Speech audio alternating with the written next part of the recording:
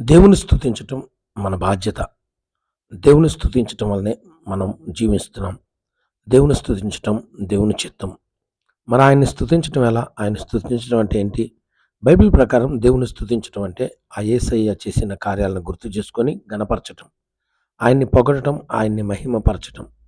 పరలోకంలో ఎంతోమంది ఆయన్ని స్తుతిస్తున్నారు. 4 జీవులు, 24 మంది పెద్దలు, కోటాను కోట్ల దేవదూతలు ఎత్తబడే సంఘం ఆయన్ని ఆరాధిస్తూ, స్తుతిస్తూ ఉన్నారు. స్తుతించటం ఖచ్చితంగా ప్రతి ఒక్కరు నేర్చుకోవాలి, నేర్పించాలి. దేవుడు కృతజ్ఞతాస్తుతులను కోరుచున్నారు. ఆయన ఆరాధించువారు, ఆయన స్తుతించువారు ఆత్మతో, సత్యముతో స్తుతించాలి. ఈ లోకంలో మనుషుల్ని స్తుతించేవాళ్ళున్నారు. ప్రకృతిని ఘనపరిచేవాళ్ళున్నారు. లోక సంబంధమైన వాటిని ఘనపరిచేవాళ్ళున్నారు. కానీ ప్రతి ఒక్కరు దేవుణ్ణి, నిన్ను సృష్టించిన సృష్టికర్త అయిన దేవుణ్ణి గుర్తించి ఆయన్ని స్తుతించాలి. ఆయన్ని మహింపరచాలి. ప్రతి ఒక్కరు కూడా. ఎలా స్తుతించాలి? ఒక్కోసారి నిలబడి స్తుతించొచ్చు, మోకరించి స్తుతించొచ్చు, కూర్చొని ఒక క్రమ పద్ధతిలో, ఒక క్రమాన్ని పెట్టుకొని దేవునికి స్తుతులు అర్పించడం మనకు దీవెన. మనం స్తుతి అర్పిస్తున్నామంటే బలి అర్పిస్తున్నట్లు లెక్క. స్తుతిని ఆయన బలిగా ఆగ్రానించుకుంటాడు.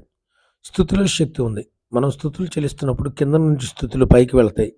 పైనుండి శక్తిని మనం మనం పొందుకుంటాం. స్తుతులు చెల్లించే వాళ్ళు శక్తిని పొందుకుంటారు. తర్వాత స్తుతించేవారు పరిశుద్ధాత్మ శక్తితో నడిపించబడతారు. ఒక వ్యక్తి సంపూర్ణంగా దేవుని స్తుతించాలి. వ్యక్తిగతంగా దేవుని స్తుతించడం నేర్చుకోవాలి. ఆయన్ని పాటలు పాడుతూ మన గొంతు ద్వారా ఆయన్ని మహింపరుస్తూ స్తుతించాలి. 2 కుటుంబంగా మనం దేవుని స్తుతించాలి. మన కుటుంబం అందరిని కూర్చోబెట్టి ఆయన్ని స్తుతించడం మనం నేర్చుకుంటే మనకు గొప్ప దీవెనలొస్తాయి. మన ప్రభువుతో మనం కలుసుకుంటాం. మన ప్రభువు మన కుటుంబంలోకొస్తాడు. సంఘములోకెళ్ళి దేవుని స్తుతించాలి. సంఘంలో దేవుని స్తుతిస్తే గొప్ప గొప్ప కార్యాలు అపోస్తుల కార్యం 2:41లో మనం చూస్తాం. అద్భుత కార్యాలు జరిగింది. ఆ విధంగా సహవాసంతో మనమందరం దేవుని స్తుతించాలి. దేవుని స్తుతించటం ఎంత అద్భుతమైన విషయం. ఒక విషయం చెప్తా వినండి. దేవుణ్ణి దేన్ని బట్టి స్తుతించాలి? ఒకటి ఆయన గుణలక్షణాలను బట్టి స్తుతించాలి.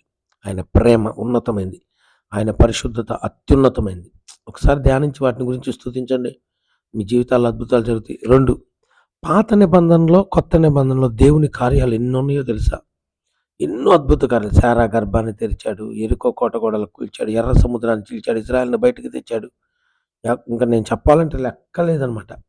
అలాంటి కార్యాలను ఒక్కసారి కొత్త నిబంధనలో, పాత నిబంధనలో ప్రభువు చేసిన కార్యాలను గుర్తు చేసుకొని స్తుతించండి. తర్వాత మూడవది, మనకిచ్చిన రక్షణ చాలా గొప్పది. రక్షణ లేనోళ్ళు ఇష్టానుసారంగా బతుకుతున్నారు. మనం రక్షణ పొందామంటే అది ఎంత గొప్పో తెలుసా? కృపో తెలుసా? కృప మన గొప్ప కాదు. ఆయన గొప్ప. ఆయన మనకిచ్చాడు. ఆ రక్షణ ఎంత గొప్పదో చనిపోయినాక తెలుసుకుంటాం. దేవుని రాజ్యానికెళ్ళినప్పుడు తెలుసుకుంటాం. కానీ ఇప్పుడు కూడా గుర్తించి ఆయన రక్షణ కొరకు ఆయన్ని స్తుతించాలి. మర్చిపోవద్దు. తర్వాత మనకు రక్షణకు కారణమైన శిలువ యాగాన్ని మర్చిపోకుండా శిలువ యాగాన్ని గుర్తు చేసుకుంటూ కలువరి శిలువలో యేసయ్య చేసిన ఆ త్యాగాన్ని జ్ఞాపకం చేసుకుంటూ ఆయన స్తుతించాలి. అదనమాట. అలా స్తుతించాలి. తర్వాత మనం ఆహ్, దేవుని నుండి పొందిన మేలులకై మనం మొక్కుబడికై ఆయనకి వ్యక్తిగతంగా చేసిన మేలులకై ఆయన కీర్తించాలి, ఆయన స్తుతించాలి. ఆయన ఎన్నో మేలులు చేశాడు కదండీ! కరోనాలో ఎంతోమంది చనిపోయారు. మనం చనిపోలేదు. మనం బతికున్నాం. స్తుతించాలి. అన్నం పెడుతున్నాడు. అంత ముద్ద తింటున్నాం. ఆరోగ్యంగా ఉన్నాం. మన కుటుంబంతో ఉన్నాం. ఇల్లిచ్చాడు, వాకిలిచ్చాడు, బండిచ్చాడు. అన్నిటిని బట్టి వ్యక్తిగతంగా దేవుని స్తుతించాలి. తర్వాత పరిశుద్ధాత్మను అడిగి ఆయన్ని స్తుతించాలి. ఆత్మతో నింపబడి ఆయన్ని స్తుతించాలి.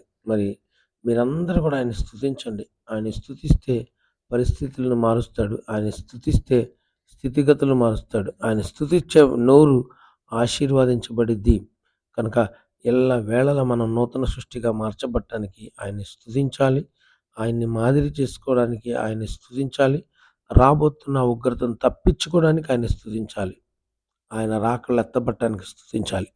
బైబిల్ బాగా చదవాలంటే కూడా బైబిల్ చదివే ముందు కొద్దిసేపు స్తుతులర్పించి, దేవునికి స్తోత్రాలు చెప్పి బైబిల్ చదివితే బైబిల్ చదివే జ్ఞానం దేవుడిస్తాడు. కంటిన్యూ అవ్వచ్చు. ప్రార్థన చేసేటప్పుడు కూడా స్తుతులు చెల్లిస్తే 1000 స్తుతులు పైన చూస్తున్నాం కదా! 1000 స్తుతులు అర్పించటానికి కొన్ని పుస్తకాలున్నాయి. కొంతమంది దేవుని బిడ్డల చేత రాయించాయన పేర్లు. ఒకవేళ మీకు తెలియకపోతే మోకాళ్ళేసి లేదా కూర్చొని ఆ స్తుతులు చెప్పండి.